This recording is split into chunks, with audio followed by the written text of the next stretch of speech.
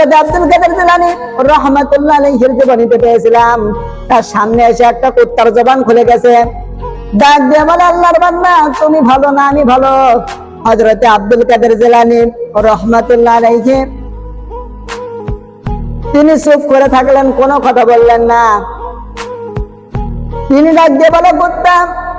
উনি চিন্তা করলেন, যদি আমি বলি কুত্তা তোর চেয়ে আমি ভালো, তাহলে মনের ভিতরে একটু অহংকার চলে আসে, অহংকারীকে আল্লাহ ভালোবাসে। আর যদি আমি বলি কুত্তা তোর চেয়ে আমি খারাপ, তাহলে কোরআনের আয়াতের অস্বীকার হয়ে যায়। ওয়ালাকাদ কাররামনা বানি আদম, আমি আদম সন্তানকে শ্রেষ্ঠত্ব দান করেছি, কোরআনের আয়াতের অস্বীকার হয়ে যায়। হযরত আব্দুল কাদের জিলানী রাহমাতুল্লাহ আলাইহি তিনি চুপ করে থাকলেন। আমার আল্লাহ পাক ইলহামের মাধ্যমে জানিয়ে দিলেন, হযরত আব্দুল কাদের জিলানী রাহমাতুল্লাহ আলাইহি তিনি ডাক দিয়ে বলে, কুত্তা কিয়ামতের দিন আমার আল্লাহ পাক রব্বুল আলামিন যদি আমাকে maaf করে দেয়, তাহলে তোর সাথে আমার কোনো তুলনাই হয় না, কারণ তুই নিকৃষ্ট জীব।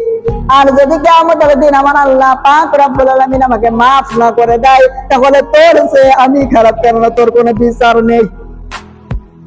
এখন এখান থেকে কি বোঝা গেল? আল্লাহর রহমত ছাড়া কোনো মানুষ জান্নাত পাওয়া যাবে?